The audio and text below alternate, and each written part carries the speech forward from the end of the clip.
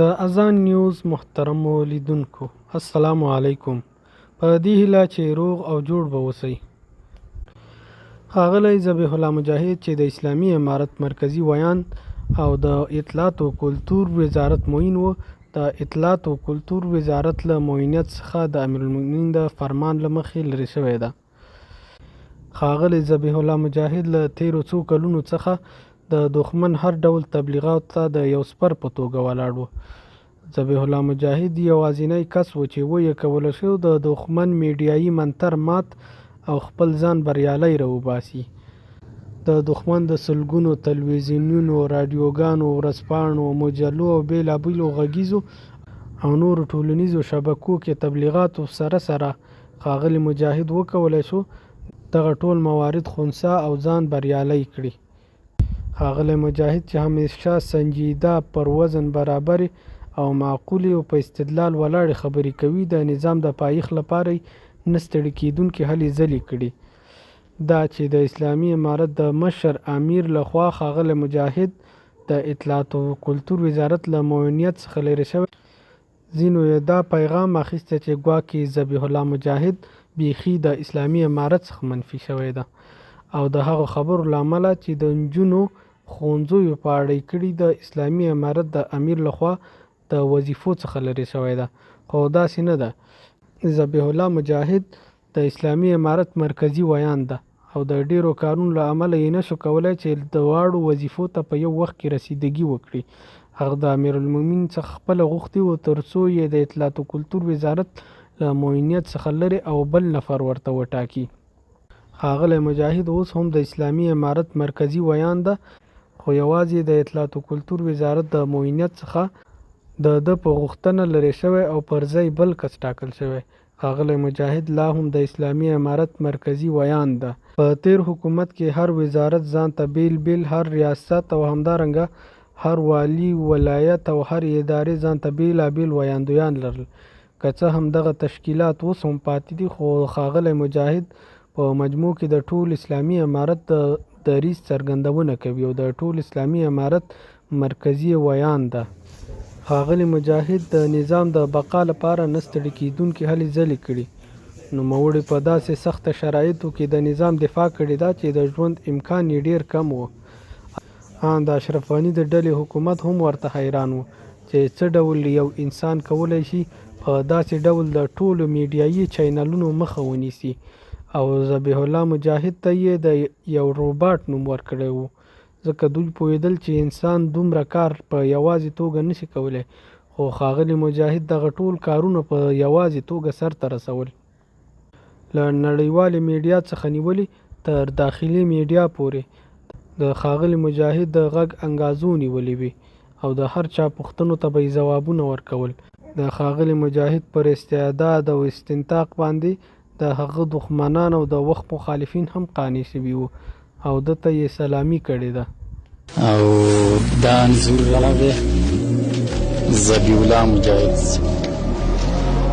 لیدونکي مو ګوري تاسو دا که اوس ووایم دوی په واک کې دي، باره به ووایي چې دا څنګه شو. او بله ورځ ما پر ټلویزیون هم وویل داخلي رسنۍ، بیروني رسنۍ، موږ هغه سیاسي تحلیل چې کوو دا خلک دا ټول پر وچلېدو، هغه 15 کاله 20 کاله پر وچلېدو. زموږ دغه یو سړی ملامت نه کړي، نه مو په شریعت ملامت کړي، نه مو په سیاست ملامت کړي، نه مو په افغانیت ملامت کړي، په یوه معنا نه ملامت کېدی. دا سړی زه ورته وایم ساده پرین د حوصلې سړی دی او ښه ملکیت لري، ښه دلایل لري، ښه آګاه سړی دی. نو شیا دې زموږ د افغانستان لپاره انتخاب دی. خدای دې کامیاب کړي. مننه. ښاغلی مجاهد د تیر جهاد په دوران کې د کورنیو بهرنیو رسنیو ټول تبلیغات ورخنثی کړي وو. بهرنیو کورنیو رسنیو به په هغه وخت کې ذبیح الله مجاهد ته ویل ذبیح الله مجاهد چې ځان د طالبانو ویان معرفي کوي. ښاغلی مجاهد چې د 14 کلونو راهیسې د اسلامي امارت ویان و، له رسنیو سره به دایم په تماس کې و، ښه چلند او پر وخت حاضرۍ کې د ریکارډ تر حده شهرت ته رسېدلی و. نوموړي د خپل کاري مسؤلیت د ښه پوره کولو په غرض په 4 ساعتونو کې پوره 14 ساعته د موبایل ټلیفون مخابرې، ټویټر، واټساپ، فیسبوک، ټلګرام، ایمیل او نورو دستجمعي ارتباط وسایلو په ذریعه له کورنیو او نړیوالو رسنیو سره په مستقیم تماس کې وو.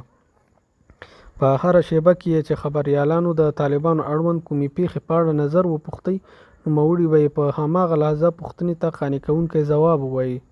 پر دې سربیره مجاهد له تیرو 14 کلونو راهیسې د هېواد د بېلابېلو پیښو او قضایاو په اړه د طالبانو رسمي اعلامیې، څرګندونې، وضاحت لیکونه او د ځانګړو مناسبتونو په مهال د طالب مشرتابه رسمي پیغامونه او د اسلامي نړۍ د قضایاو په اړه د هغوی غبرګونونه له رسنیو سره شریکول. د دغو ټولو کاري فعالیتونو او تماسونو لپاره ښاغلي مجاهد په خپل نوم معلوم ټلیفوني نمبر او د ټولنیزو رسنیو ارتباطي وسایلو ښکاره اکاونټونه لرل. خو بیا هم په هغه وخت کې ډیرو محلي رسنیو به په خپلو ریپورټونو کې ویل چې ذبیح الله مجاهد چې ځان د طالبانو ویان معرفي کوي. دا نه معلومېدله چې د دې جملې له کارولو څخه د یادو رسنیو موخه څه وه. آیا دوی د طالبانو د ویان په توګه د ښاغلي مجاهد د څو لسیزو کلن فعالیت پر همدې ټولو معلومو ادرسونو شک او د کوم خاص جهت له لوري ورته د ښاغلي مجاهد په اړه همدا جمله په خپله ورکول شوې وه او یا هم یې له ځانه تعبیروله. د اسلامي امارت د فتح څخه وروسته ښاغلي مجاهد لومړی ځل د خلکو تر مخ راښکاره شو. هغه له دې څخه مخکې ځان نه و راښکاره کړی.